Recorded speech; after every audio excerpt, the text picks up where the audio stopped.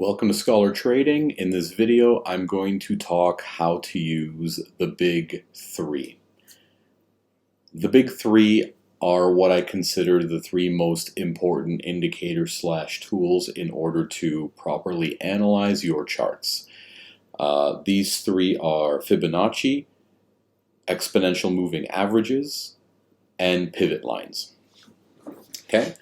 Now Fibonacci, there's multiple Fibonaccis you can use, right? So there's a trend-based fib extension, there's a fib channel, there is the classic fib retracement, there's a fib time zone. Gann box is essentially like a fib box. I just utilize this to measure from top to bottom and get 50%. The rest of them, I do videos as to how, how to actually use them and change their settings. Maybe I should call it the big 3+1, right? Because the fixed range volume profile is very useful if you're not getting the information you want from the big three. Which, I mean, it can happen, but it's going to be a lot less common. All right, so let me turn them on. My Fibonacci EMAs, my pivot lines, and my fib channel's already drawn up. Okay, so I'm going to be working on the daily chart off NZD/USD. So right now, here's what I can see. My fib channel lines are in play. Purple is being rejected after it broke through and came back up. All right, now where is it looking like we're going? Because overall, it seems like we've been climbing, but now we've made a lower high. So let's see where that actually bounced off from. I'll take it from the high here to the low with a regular Fibonacci drawing. And as you can see, there's two things that end up happening around this area. Not only is it a 618 retracement, but the R3 pivot line is here and it never reaches R4. It's kind of converging around that area. It's dropping a little bit, popping up, not breaking through, dropping a bit, not coming back as high, right? So this is a very valid sign to show that the trend has changed and it is likely that it's going to start dropping. Okay, so when I see something like that and it's bounced off that 618 several times, it looks like it's struggling to go down. So the last thing to view is the EMA shifts, right? On the daily, it's going to be a little hard to see this actually move more long term. On the 4-hour, it's better to see the sharper moves. Okay, so let's take a look on the 4-hour. Still, that fib is valid. You can see that final rejection that happened here before it dropped. And oh look, on the 4-hour, it's even more obvious. Right there, right on the R1, wicked twice in that area and then dropped lower. Now, look where it's sitting. It's the 50% line. It dropped below that, rejected off the S4, and now it's sitting at the S3 and not climbing above it. So let's fast forward a few candles to see where it actually keeps going. All right, good example right here. It went up and rejected the S2 here on the pivot line, which is slightly above the 50%. Now you saw that large scale Fibonacci drawing. Here's one that's kind of within the chart itself, or within a smaller time frame, I mean. From the bottom all the way across. Look at this. Very close rejection area right there, and EMAs are starting to shift downward on the 4-hour here. The larger ones will eventually follow, but there's 3 smaller EMAs that have already changed direction. Okay, so now what this is telling me, and I'm going to go back to the daily time frame, is very likely we're going to be dropping down. Okay, so we had our pivot lines, we had our Fibonacci. So now the entry that I'm going to take is around this area.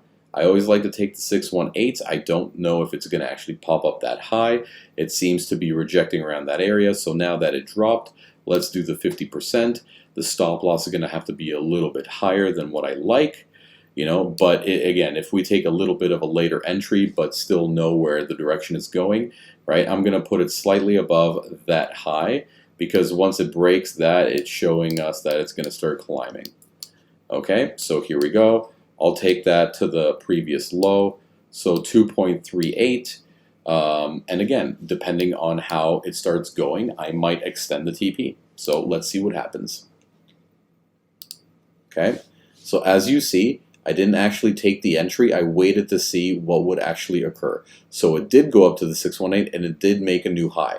So this right now, because of that happened, my entry would have been at the 618 and it would have been after that red candle here. So I would keep my my stop loss at 60 pips as I typically do. Okay, now the significance of this was it's still rejected. These are wicks after all, but let's see where it keeps continuing. There we go. TP hit. I said it was going to be at that part, right? So look, TP hit 5-to-1 ratio based off of using those EMAs. Using those EMAs, the fib channel, the pivot lines. Okay, so one thing to consider, just because it hit off the 618 once or twice, it doesn't mean that the move is over. It's likely that it is, but it's also possible that it can pop back up, go slightly higher as you just seen, right? And then continue on with the move that was expected. Now, what would happen if I move the TP lower? Let's see how far it actually went.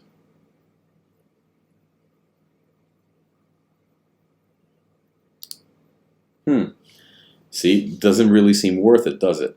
And you can see the one significant factor, right? This Fibonacci channel line right here, this yellow. It's rejecting off that yellow. And then when new pivots are formed, right here from beginning of July to end of July, you can see it's rejecting off the S2 on the daily. So if we switch to a 4-hour,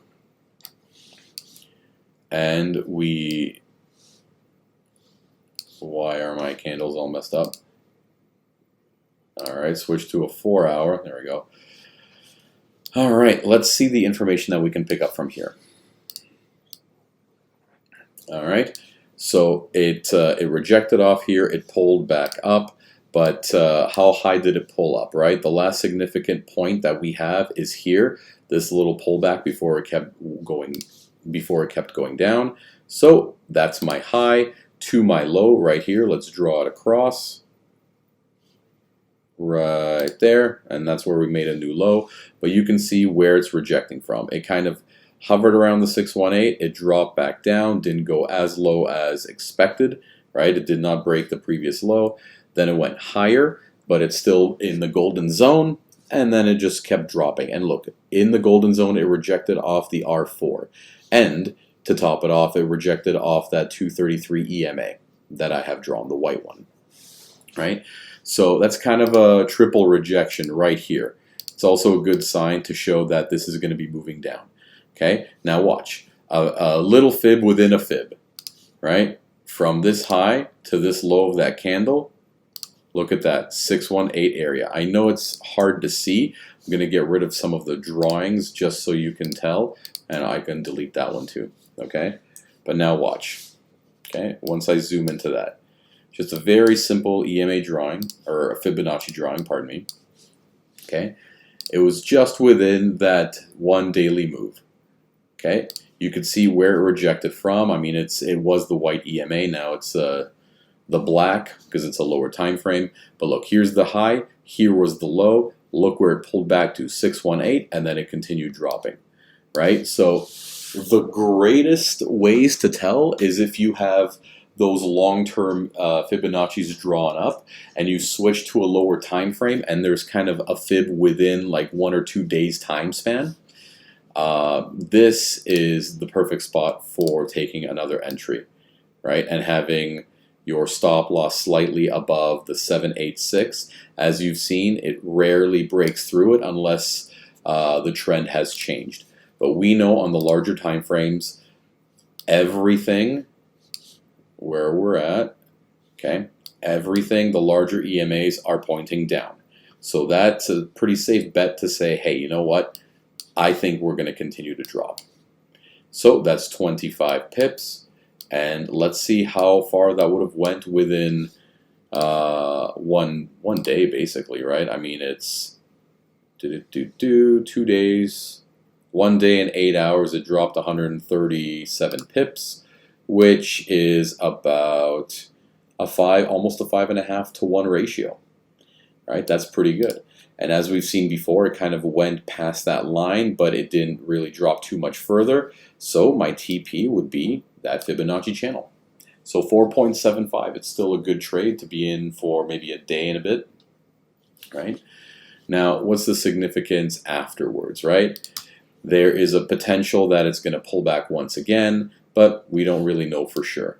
The only way to tell is if we take this and we take it to the absolute low. Now, look how valid that becomes. Not only was that within a couple of days, this trade here and this pullback, but overall from that high all the way to the bottom here, it's still pulled up to the 618. So let's see how significant this is going to be with our pivot points. Okay, look at that. R3 rejection, and then it starts to drop, and then it's rejecting off the R2 and going further down. That's fantastic, right? That's a great sign of a good trade. Now again, when you're in profit this much and it pulls back hard, yeah, it sucks a little bit, right? But then you have to reanalyze and understand, oh look, the wick rejected off the 618 and it dropped significantly lower. There was a couple of candles that kept going up, but it rejected off the R2. Candle didn't climb higher, another large candle, and then finally EMA shift after this one, right? So if you were uncomfortable taking entries up there, the other potential would be down here, and making sure that I would go to this last engulfing candle. Okay? I mean, you can make it a little tighter and probably to the top of the one that previously was had, but even up to that pivot point would be safe target. Okay, and then going down to the low that we had here, which is there. So still 63 pips to be had, but it's still a 2 to 1 ratio. It's decent, not fantastic. Let's see what happens. Okay, dropped a little bit further. Then we had an EMA shift. So overall, this was still a 3 to 1 trade, right? And it only lasted a few days, even though it was about 89 pips. Okay, but just to show you the significance. And now look, we're going to do this. We're going to do this as it's developing. Okay, another fib. Here's the retracement point. So that's our newer high, all the way to the bottom right here. Draw it across. Look where we're sitting right now. Golden zone and S2. Right. So everything is kind of converging around that area. Let's keep it going. Let's see what happens. Okay. Now look. It popped back up. Look at the significance here. You see, 618 Fibonacci, pivot area, right? The pivot and the S1 are in the exact same spot. What's the chance that it's going to drop? Hey, you know what? Let's risk an entry. I'd like to take it somewhere there, all the way to the bottom and to where the previous 786 is. So let's see, it's a 4 to 1 trade. How's it going to work out?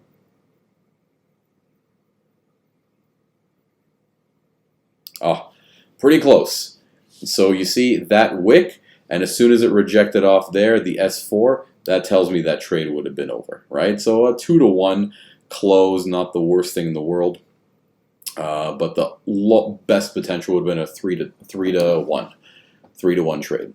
Okay, so here's the thing. Once I personally am my entire stop loss in profit, I move my stop loss to break even. So even if I stuck into this trade, which I mean I would have exited at 3 to 1, that's my significant risk to reward ratio. I like 3 to 1s. I would have been out. I'm happy with that. Okay, so yeah, it just kept going up. It made new highs. So from within this zone. So let's see what happens next, because that's just not enough information to see what's going on. And we'll get rid of that. All right, so it looks like we're making new highs. So what significance is this going to show us now? Okay, we can see that it's still going to be going down overall. All right. But where is going to be our next target? So here's the new high, here's the previous high, and here's the lowest point. The greatest thing about the trend-based fib extension is it's kind of going to give you a hint as to where it can potentially go. All right, so here's our high. This is the lowest point that it can possibly go before it does a bit of a pullback. Okay, and it's giving us an example. I'm not saying that it's the most significant tool I would use at my disposal right now. But even if we take this and draw it within the small movement, okay, look at that.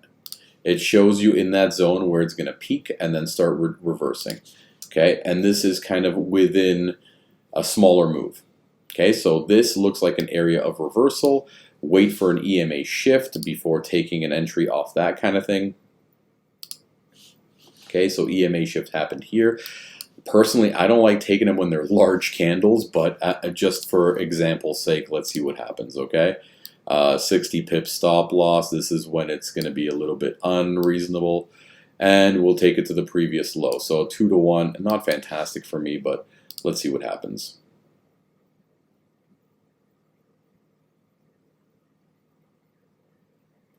Oh, that came pretty high into the stop loss. That's pretty rough. All right. Oh, almost. Oh, there we go. There's TP. Okay. So, again, right about where the move was going to be going. Saw that rejection happen. And 2 to 1, I mean, I wouldn't say that was an easy trade. That lasted over a week. And it was just a 2 to 1 trade. So, not great. But like I said, taking it at the bottom of those big candles, it can be risky. All right, so a significant stop loss definitely needs to be taken.